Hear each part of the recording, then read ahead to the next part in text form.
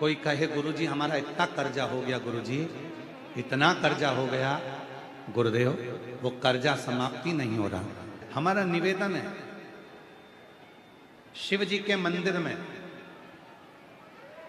भगवान शंकर को अगर आप जल चढ़ाने के लिए रोज जाते हो, प्रतिदिन जाते हो, आप जब शिव जी को जल चढ़ाते हो तो आप जल चढ़ाने के बाद अपने हाथ की ये 3 रेखाएं, ये 3 उंगलियां, अपने हाथ की ये 3 उंगलियां 3 स्थान पर स्पर्श करो। शिवलिंग का स्पर्श, जगत जननी दुर्गा भवानी अर्थात जिस पे शिवलिंग रखा हुआ है वो जलाधारी का स्पर्श, और तीसरा जैसे ये पानी चढ़ाने के बाद ये पानी यहां आता है और यहां से जो नीचे गिरता है, जितनी मोटाई शिवलिंग की जलाधारी की है उस जगह पर अपनी 3 उंगली का स्पर्श तुम रुकेश्वर महादेव के नाम से करो, और यही 3 उंगली लाकर अपने घर के दरवाजे पर स्पर्श करो। धीरे धीरे गया हुआ पैसा वापिस आएगा और कर्जे से तुम मुक्त जरूर हो। जितनी अड़चने, जीवन की जितनी अड़चने हैं, ये तुमरुका जी के नाम का स्मरण करने से, तुम रुकेश्वर महादेव का स्मरण करने से छूट जाए। यहां तक जिनके ब्लॉकेज बता दिए गए हैं, हार्ट में ब्लॉकेज बता दिए गए हैं, नसें ब्लॉकेज बता दी गई है, डॉक्टर ने कहा है कि बाईपास कराना पड़ेगा। हम यहां तक कहें डॉक्टर का इलाज कराते रहो। डॉक्टर शिव का एक रूप होते हैं, भगवान शंकर का एक स्वरूप अगर कोई है तो वो पूरी दुनिया के डॉक्टर हैं। आप उनका कहना मानो, पर उनसे निवेदन करना, डॉक्टर साहब ऑपरेशन कराएं, कम से कम 10 घंटे दे दो, 10 घंटे के बाद ऑपरेशन करा लेंगे, 2 दिन दे दो। उस बीच में जाकर जल चढ़ाना तुम रुकेश्वर के नाम से, 7 बार एक ही लोटे का जल 7 बार तुम रुकेश्वर महादेव का नाम लेकर चढ़ाना, उसी जल को झेल कर लाना और तुम रुकेश्वर का नाम लेकर जिसकी नसें ब्लॉक है उस व्यक्ति के मुख में देना, और फिर 10 घंटे बाद डॉक्टर से कहना एक बार फिर जांच करो। धीरे धीरे नसें खुलना प्रारंभ हो जाती हैं तुम रुकेश्वर महादेव के नाम में। अड़चने जितनी आए, जितनी अटकलें आए, जितनी परेशानियां आए, जितनी जितनी तकलीफें, आप जब अड़चन में फंसो, जब अटकल में फंसो, जब कहीं तुम अटक जाओ, तब तुम रुकेश्वर महादेव का नाम स्मरण करें, तुम रुकेश्वर।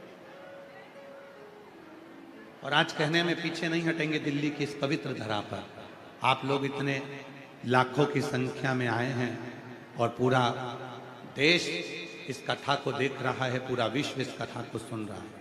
हम यहाँ तक कहेंगे मेरी जीजियों, यदि आप गाड़ी से सफ़र कर रहे हैं, वाहन में सफ़र कर रहे हैं, ट्रेन में सफ़र कर रहे हैं, फ्लाइट में सफ़र कर रहे हैं, कहीं मार्ग से निकल कर जा रहे हैं और कोई अड़चन आपको दिखती है, वहाँ भी आप 2 क्षण के लिए तुम रुकेश्वर महादेव का स्मरण करेंगे तो आपका राह, आपका मार्ग सुलभ होना प्रारंभ।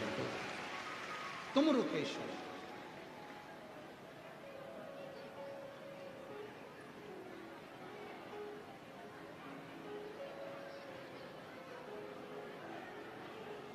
भोलेनाथ सुना दो ऐसी कथा जिसे सुनकर मैं भी अमर हो।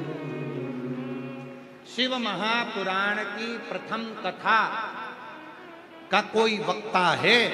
शिव महापुराण की कथा को सुनाने वाला यदि कोई प्रथम वक्ता है तो वो मेरे तुमरुका जी महाराज हैं, जो भगवान शिव और पार्वती को कथा श्रवण कर, शिव और पार्वती को जो कथा श्रवण करा रहे हैं, शिव पार्वती को जो कथा सुना रहे हैं, वो हे शिव ऐसी कथा मुझे सुना दीजिए, हे बाबा मुझे ऐसी कथा सुना दीजिए जिसको सुनकर मैं अमर हो जाऊं, मेरी जिंदगी की सारे दुख, सारी तकलीफ, मेरे जीवन के सारे कष्ट, मेरे जीवन की सारी परेशानियां, मेरे जीवन की सारी अड़चनें, मेरे जीवन के सारी तकलीफें दूर होती जाए, दूर हो जाए।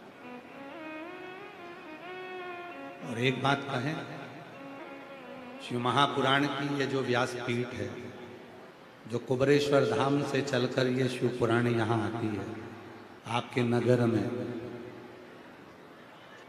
हमको ऐसा महसूस होता है कि ये व्यासपीठ, ये जो कथा की पीठ है, ऐसा लगता है, कभी कभी ऐसा महसूस होता है कि स्वयं कुमरुका जी कथा का वाचन करते हैं और शंकर पार्वती कथा को श्रवण करते हैं। केवल एक व्यासपीठ ऐसी है ये शिव महापुराण की,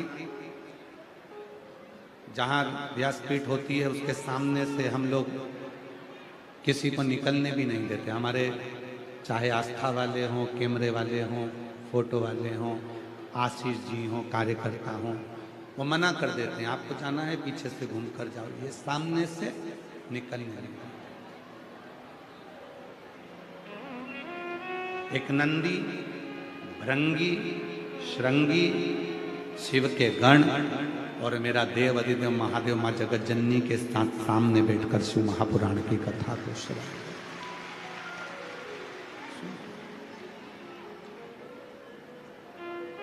आरती हो जाए उसके बाद भले तुम निकलो, कोई मना नहीं, पर जितनी देर कथा चले ऐसा लगे ये व्यासपीठ सबसे पहली शिव पुराण की कथा तुमरुका जी ने भगवान शंकर पार्वती जी को सुनाई।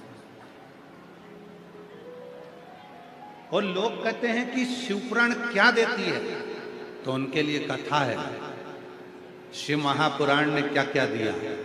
जैसे ही शिव पुराण की कथा प्रारंभ हुई, चंचुला देवी का पति प्रेत योनि से छूट गया। चंचुला देवी बेधव्य थी, पार्वती जी ने उसको अखंड सौभाग्यवती बना दिया। पति के धाम भेजा, पति के लोक डोली में बिठाकर मां जगत जननी उसको पति के लोक में भेज रही। पति के लोक क्या दिया?